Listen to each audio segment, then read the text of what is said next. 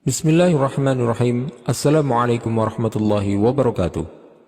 Banyak orang yang mengaku sebagai keturunan Rasulullah Sallallahu Alaihi Wasallam.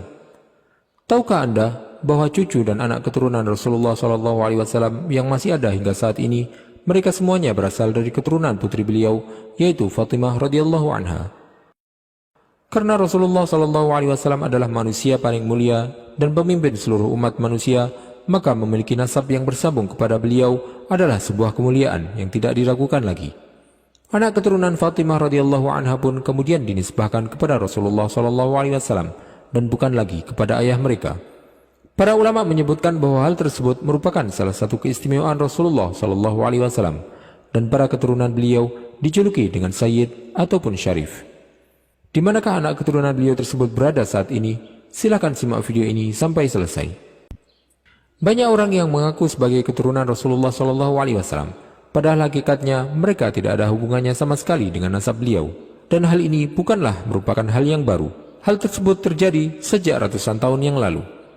Hal itu dilakukan karena berbagai alasan, baik untuk mendapatkan keuntungan materi maupun untuk mencari kedudukan yang tinggi di tengah masyarakat. Ketika kita berbicara tentang keturunan Rasulullah SAW, maka kita akan membahas tentang anak-anak beliau. Putra Rasulullah sallallahu alaihi wasallam semuanya telah diwafatkan oleh Allah Subhanahu wa taala ketika Rasulullah sallallahu alaihi wasallam masih hidup. Yang tersisa adalah cucu beliau, yaitu Hasan dan Husain. Mereka berdua adalah putra dari Ali bin Abi Thalib radhiyallahu anhu, sepupu Rasulullah sallallahu alaihi wasallam, dengan putri beliau, Fatimah radhiyallahu anha. Anak keturunan Fatimah radhiyallahu anha pun kemudian dinisbahkan kepada Rasulullah sallallahu alaihi wasallam dan bukan lagi kepada ayah mereka. Para ulama menyebutkan bahwa hal tersebut merupakan salah satu keistimewaan Rasulullah Sallallahu Alaihi Wasallam. Di antara yang menjadi landasan hal tersebut adalah sabda Rasulullah Sallallahu Alaihi Wasallam, "Fatimatu bid'atun minni." Fatimah merupakan bagian dari darah dagingku.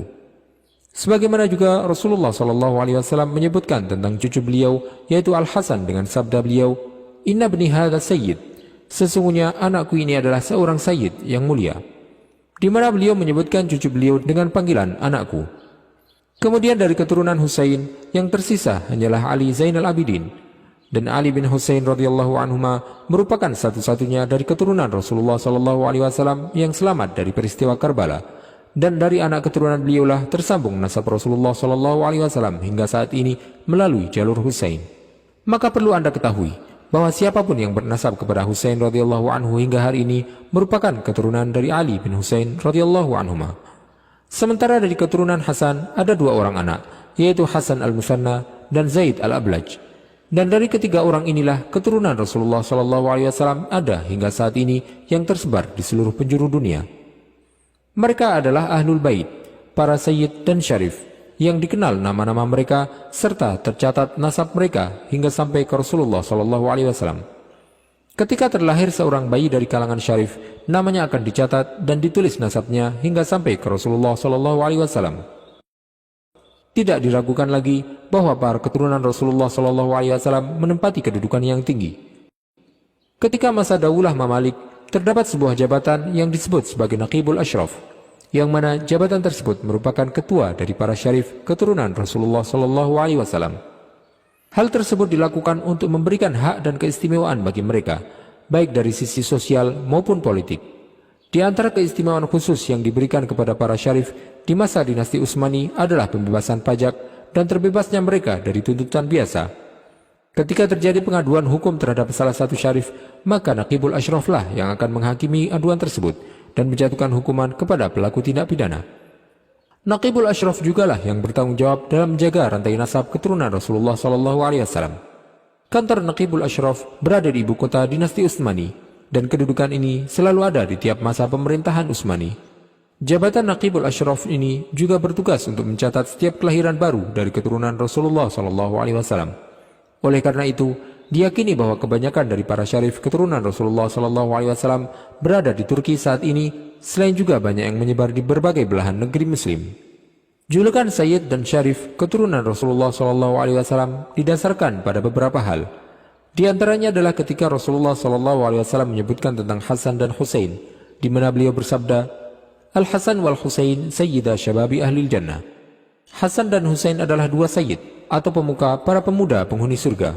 Adapun julukan syarif yang berarti mulia disebutkan karena mereka memiliki nasab yang tersambung kepada Rasulullah SAW yang mulia. Tidak setiap orang yang memiliki nasab kepada Rasulullah SAW adalah seorang wali Allah yang taat beribadah. Tapi ada di antara mereka yang merupakan orang-orang saleh, sebagaimana juga ada yang merupakan orang-orang fajir. Ketika seseorang yang memiliki nasab yang bersambung kepada Rasulullah SAW, hal tersebut merupakan sebuah kemuliaan. Tetapi setiap orang akan bertemu dengan Allah SWT di hari kiamat hanya dengan amal ibadahnya, bukan dengan nasabnya. Dan setiap orang dari kita akan diukur baik buruknya sesuai dengan amal perbuatannya. Karena orang yang paling mulia di sisi Allah SWT adalah orang yang paling bertakwa. Sebagaimana yang perlu kita ketahui juga bahwa memiliki nasab yang mulia ini tidak akan mendatangkan manfaat baginya jika dia adalah orang yang fajir. Dan seorang muslim bisa saja merupakan hamba yang taat yang memiliki kedudukan tinggi di sisi Allah SWT padahal dia tidak memiliki nasab kepada Rasulullah SAW.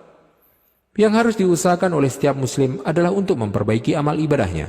Sedangkan nasab yang mulia tersebut bukan merupakan wewenang manusia, tetapi merupakan hak yang dimiliki oleh Allah SWT yang dia berikan kepada siapapun yang dia kehendaki. Dan orang yang memilikinya pun tidak memiliki keutamaan lebih di akhirat hanya karena dia memiliki nasab yang bersambung kepada Rasulullah SAW. Termasuk hal yang penting adalah kita sepatutnya tahu siapa saja yang merupakan keturunan Rasulullah SAW agar kita dapat menunaikan hak-hak mereka. Yang mana di antara hak-hak yang harus ditunaikan kepada para keturunan Rasulullah SAW adalah dengan mencintai mereka dan memuliakan mereka dengan niat untuk memuliakan ayah mereka, yaitu Rasulullah SAW. Tetapi tidak boleh untuk mengultuskan mereka ataupun menganggap bahwa mereka adalah orang-orang yang maksum dan tidak mungkin melakukan kesalahan. Sebagaimana juga kekhususan yang ada pada keturunan Rasulullah SAW bahwa mereka tidak boleh untuk diberikan zakat atau sedekah. Wallahu ta'ala alam wa sallallahu wasallam wa baraka ala sayyidina Muhammadin wa ala alihi wa sahbihi ajma'in. Jika Anda menyukai video ini, silakan klik tombol like dan juga subscribe channel ini sebagai bentuk dukungan kepada kami untuk dapat menyajikan video-video bermanfaat lainnya kepada Anda. Dan jangan lupa untuk bagikan video ini kepada orang lain agar video ini dapat memberikan manfaat lebih luas bagi kaum muslimin. Wassalamualaikum warahmatullahi wabarakatuh.